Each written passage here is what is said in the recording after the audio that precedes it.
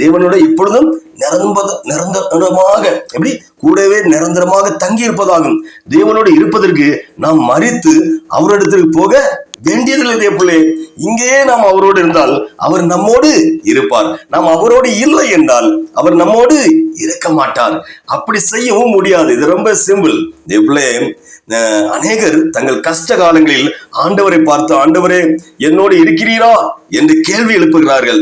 ஆனால் கர்த்தர் சொல்கிறார், மகனே மகளே, நீ என்னோடு இருந்தால் நான் நிச்சயம் உன்னோடு இருப்பேன். இதுல எந்த சந்தேகமும் உனக்கு தேவையே இல்லை. என்னோடு இரு, அது போதும். நான் உன்னோடு இருந்து உன் காரியங்களை வாய்க்க செய்து வெற்றி உள்ளவர்களை வாழ செய்வேன் என்று கர்த்தர் சொல்லுகிறார். தேவப்பிள்ளை, கர்த்தர் யோசேப்போடு இருந்தார். அவன் காரிய சித்தி உள்ளவனானான். கர்த்தர் யோசேப்பின் நிமித்தம் அந்த எகிப்தியன் வீட்டை ஆசீர்வதித்தார். பிரச்சனை என்னவென்றால், நம்ம ஏசப்பா பிள்ளைகளான இயேசுவோடு கூட இருக்கிறோமா என்று நம்மை நாம்